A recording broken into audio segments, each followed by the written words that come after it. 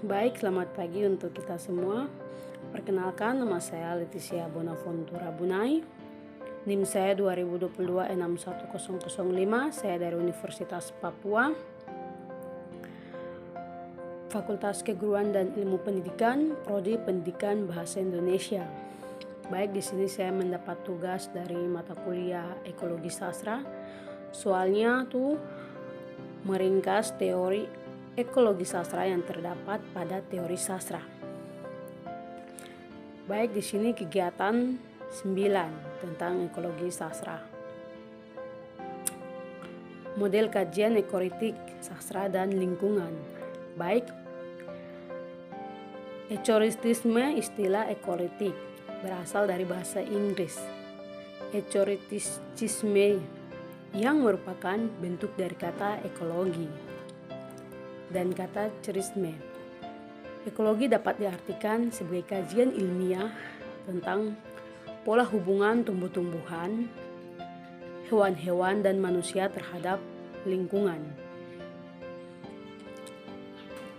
Kritik diartikan secara sederhana bentuk dari ekspresi tentang penilaian-penilaian kualitas-kualitas baik buruknya sesuatu.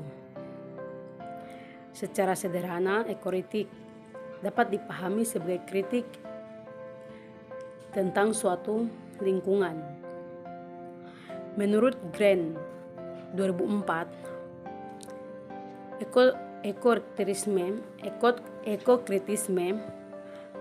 mengeksplorasi cara-cara mengenai lingkungan dalam bidang hasil budaya. Ekokritisme itu sendiri dapat dibatasi sebagai studi tentang hubungan antara karya dan sastra lingkungan fisik. Green memberikan beberapa pertanyaan menggunakan sejumlah pertanyaan terhadap sastrawan, seperti bagaimana alam mempresentasikan dalam puisi, bagaimana cara menulis memperkaitkan alam dan puisi. Terus ada lagi peran apa yang dapat dimainkan oleh latar belakang lingkungan dalam alur sebuah novel. Nah, itu nanti dimasukkan alur latar belakangnya itu di mana, misalnya di lingkungan, macam gitu. Dia lebih banyak mengkritik pertanyaan-pertanyaan mengenai ekologi yang terdapat dalam sebuah karya sastra. Baik, ada lagi yang berikut paradigmida teori ekologi. Paradigmida identik memiliki paradigmida dasar bahwa setiap objek dapat dilihat dalam bentuk jaringan ekologis, dan ekologi dapat dijadikan ilmu bantu dalam pendekatan kritik tersebut. Ekologi membantu dalam kritikan-kritikan dalam sebuah karya novel yang diciptakan oleh novelka, puisika yang diciptakan oleh sastrawan. Baik, di situ alam telah menjadi bagian dari sastra. Kan kita kalau membuat suatu puisi, kita harus mengamati alam sekitar, membutuhkan situasi yang tenang, udara yang tenang. Itu yang alam itu telah menjadi bagian dari sastra. Ini terbukti dengan tidak sedikitnya sastrawan dari kalangan penyair yang menggunakan diksi hutan, laut, pohon, udara, dan sebagainya dalam karya mereka, dalam karya sastrawan. Bagi sastrawan, kesadaran mengenai pentingnya lingkungan dalam manusia sudah lama dikembangkan. Jadi menurut sastrawan itu pentingnya kita mengembangkan lingkungan dalam sastrawan itu sudah harus sejak lama. Dalam novel itu sudah harus sejak lama dikembangkan. Habis itu berikutnya ekoritik. Ekoritik hadir sebagai sarana penyampaian kritikan terhadap kerusakan alam melalui teks sastra. Ekoritik hadir tuh karena dia harus mengkritik. Mengkritik artinya dia harus melihat bagaimana cara sastrawan menulis sebuah karya sastranya itu yang berkaitan dengan alam, tentang kerusakan alam. Dia mengkritik kerusakan alam yang dikajikan dalam sebuah teks karya sastra.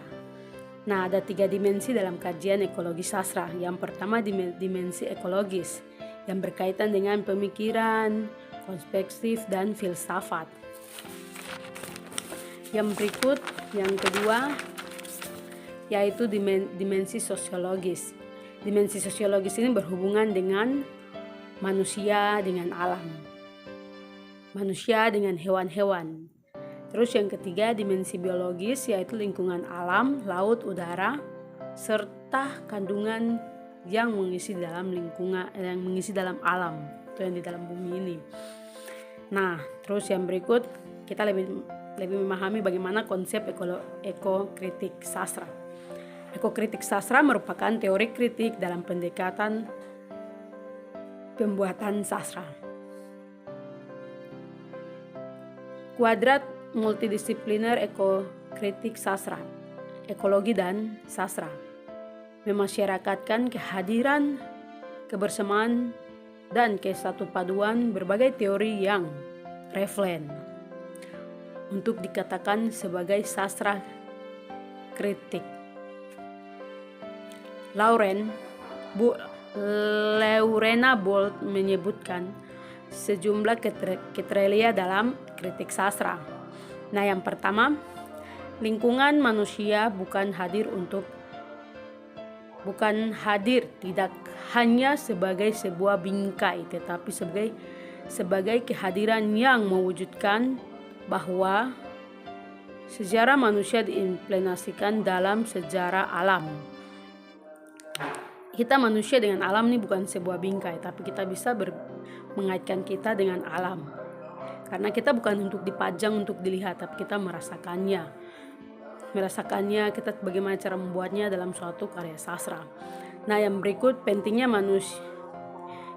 manusia tidak dipahami sebagai satu-satunya kepentingan yang sah. Nah, di sini dalam ekologi sastra, kita manusia bukan satu-satunya subjek dalam sastra. Kita bisa memperkaitkan dengan lingkungan sekitar kita. Di sini ekokritik memiliki karakteristik, diantaranya ada kandungan pastoral ada kandungan pastoral.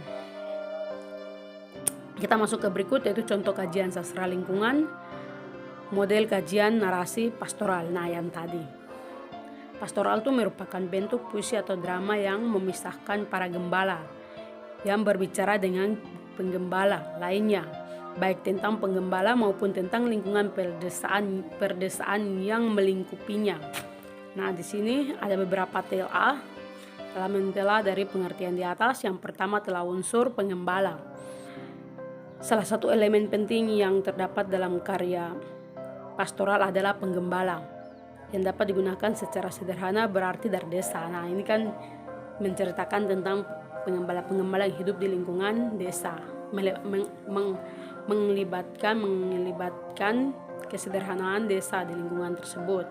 Yang kedua, telah unsur wacana. Nah, pembaca atau audiens mengenal bahwa pedesaan dalam teks pastoral adalah arcia karena bahasa yang direfleksikan. Dengan kata lain, pastoral adalah wacana, yaitu penggunaan bahasa yang mengproduksi dunia yang berbeda. Nah, di setiap pedesaan itu pasti memiliki berbagai bahasa, dan kita akan sesuaikan di tempat di mana kita mengambil karya sastra itu. Habis itu, yang berikut model kajian narasi apokaliptik. Nah, ada 3, telah unsur karakter pahlawan, telah unsur lingkungan apokaliptik, telah unsur visi atau ramalan. Yang berikut metode kajian etis. Etik berbicara tentang nilai dan prinsip norma yang dianut oleh masyarakat, tentu sebagai pedoman dalam perilaku sebagai manusia. Nah, ada beberapa telah lagi, telah sikap hormat terhadap alam. Kita harus menjaga lingkungan kita dengan baik supaya hidup kita juga tidak terganggu. Kalau alam kita di lingkungan kita bersih, sehat, maka kita juga akan sehat dan baik. Yang kedua itu sikap hormat terhadap alam tuh mengandung memandang bahwa manusia mempunyai kewajiban moral untuk menghargai alam. Terus yang berikut adalah sikap tanggung jawab moral terhadap alam. Nah, kita tinggal di sini tuh kita mempunyai tanggung jawab terhadap alam. Misalnya tumbuh-tumbuhan, misalnya rumput ya. Rumput kalau sudah panjang berarti kita harus membersihkannya. Itulah sikap tanggung jawab untuk membersihkan lingkungan sekitar kita. Nah, yang berikut telah kasih sayang dan kepedulian terhadap alam. Nah, ini misalnya begini. Sikap kepedulian terhadap ini seperti tadi tuh sudah misalnya alam, misalnya kita tinggal di lingkungan suatu rumah toh, baru bagian tanah luas sana kosong baru macam tanahnya tidak segar. Nah, bagaimana cara kita menyegarkan tanah itu? Dengan cara kita bisa menanam bunga-bunga atau menanam sayur-mayur biar tanah itu tidak menjadi kosong dan tidak dipandang tuh baik begitu kalau kita sudah tanam-tanam.